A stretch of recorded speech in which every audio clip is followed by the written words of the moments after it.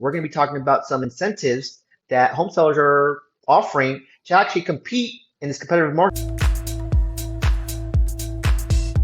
market and to compete with new construction. That's something that is getting talked about is that if Yes. you're selling your home, especially here in Austin, with all this new construction going on, you are competing with them as well. Parker, what have you been noticing about these kind of seller incentives? Oh man, this I'm so glad we're talking about this. And let me just say that if you are somebody who's trying to sell your home, it is very, very difficult to ever beat the incentives that someone's going to get in a new build, right? In a new construction, because those builders have got deep pockets and they do crazy incentives. That being said, there's some really easy things that you can do to make yourselves more competitive. One thing is it's called a 2-1 buy down or a 1-0 buy down, but I'm just going to talk about the 2-1 buy down. The 2-1 buy down, especially when we're in an environment where we are now, where interest rates are higher than they've been since about 2000, the highest they've been since 2011, 2012, is what you do is a 2-1 buy down is where either the seller or the lender, all right, it can't be the buyer. It's got to be either the seller or the lender. In your case, it's going to be the seller. You essentially say, hey, we will, as part of our incentive package, are going to offer a 2-1 buy down. Now, what that means is that you're probably going to have to kick in around 2% of whatever that loan amount is going to be. So it's not cheap, but here's how it makes it attractive. What a 2-1 buy down does is, let's say that, Omar, you're going to come and you're going to try to buy a house that I'm selling and I'm offering a 2-1 buy down, right? And you are qualified or pre-approved at a 6% interest rate. That's pretty good, honestly, for where we are right now. So here's what that 2-1 buy down means. What that means is when you close, Omar, the seller is paying in advance enough money to the lender to where year number one, year number one, you're making payments as if your interest rate was a 4.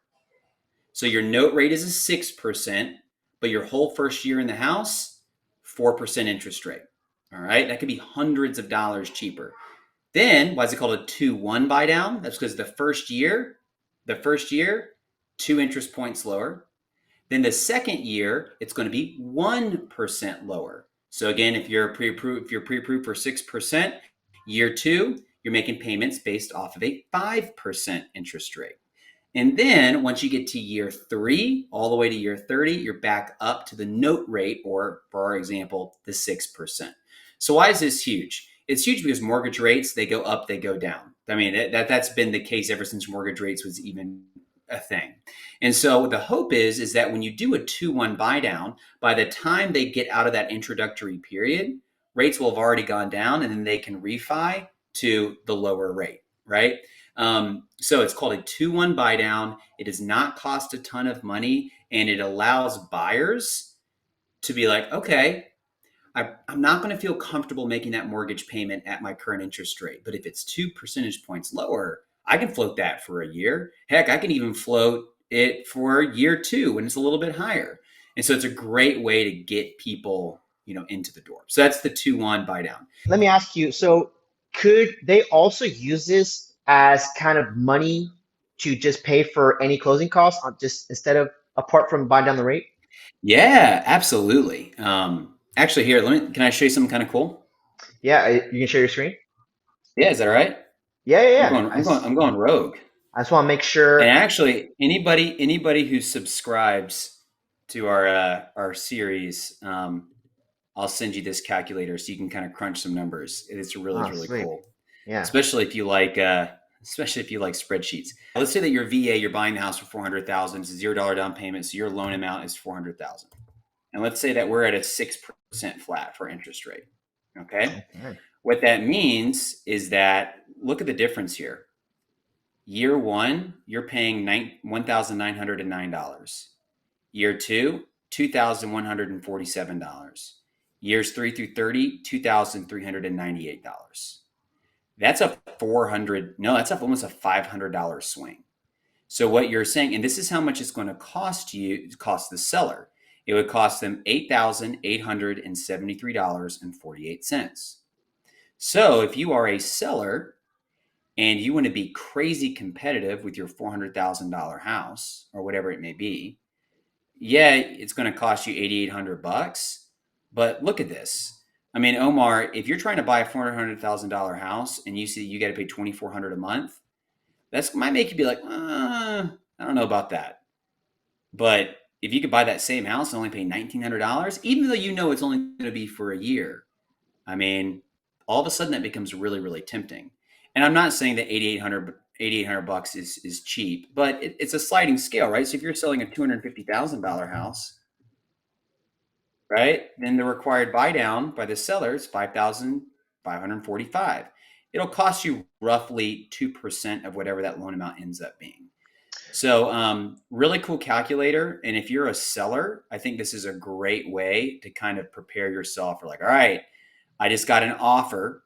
I'm selling my house for 800,000, and the person buying it's putting a $400,000 down payment. Well, shoot, I'm selling an $800,000 house. I'm only having to pay 8,800 versus if you have an offer and they're putting 10% down and it's a $650,000 loan. Do you see how much more expensive that becomes? So this is a great tool for sellers because if you are offering a 2-1 buy down as part of your incentive, then it's not driven by your list price. The cost of offering that to a seller, I mean, the cost of offering that to a buyer is driven by your loan amount. That's where the cost comes from. Does that make sense, Omar? Yeah. And one thing I want to add to that, for especially just a different way to look at it, is that instead of you having to do a price reduction or a price improvement, this is a way to not have to do that, but another a way to incentivize to attract more buyers to your home, to your listing. That's an amazing point, Omar. I was just thinking about it because, as soon as I see like a price reduction alert on realtor.com or Redfin, it's blood in the water. And I'm like, what's wrong with this house? But if I see a house that's listed at 500 and then it stays listed at 500, but now there's this cool buyer incentive, that's not going to raise nearly the red flag that a price reduction would. That's a really brilliant point. I'm glad you brought that up. I was curious because I saw how the monthly kind of differed. Would if you're paying less of a monthly payment for your mortgage, wouldn't that affect like your debt to income ratio and what you can afford in any way? That's Like a when great question. So with the 2-1 buy down, the lender, me, I have to qualify you off that note rate, right? Like okay, the where we're going to be after it's all said and done. So you do have to qualify at that 6% and what that payment would be, the 2,400.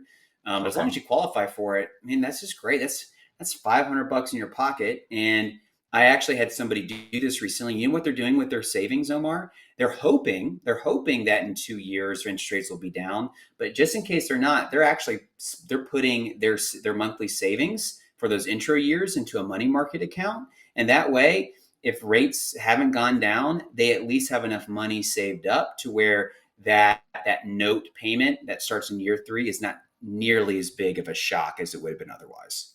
Mm, that's a good point. See, that's good. See, that's thinking ahead of the game. I like that. Can we talk about another strategy really quickly? Hit me with it. All right. So, and I just started seeing this.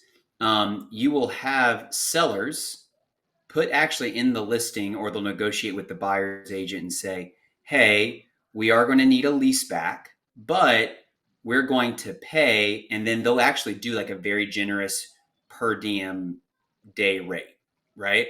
And here's why that's a big deal is if I am the person buying the house, the second that whether or not I'm living in it, if I own it, I'm paying that mortgage. And so if you're the seller, right, and you say, hey, we need to do a 15-day lease back, and we'll actually pay you a mortgage payment's worth of rent for like that half month lease back.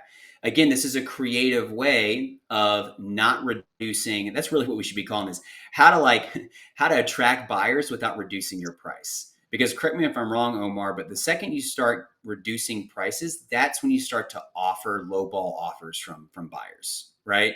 So I thought Right. that was a really cool strategy too. Is we've got this 2-1 buy down.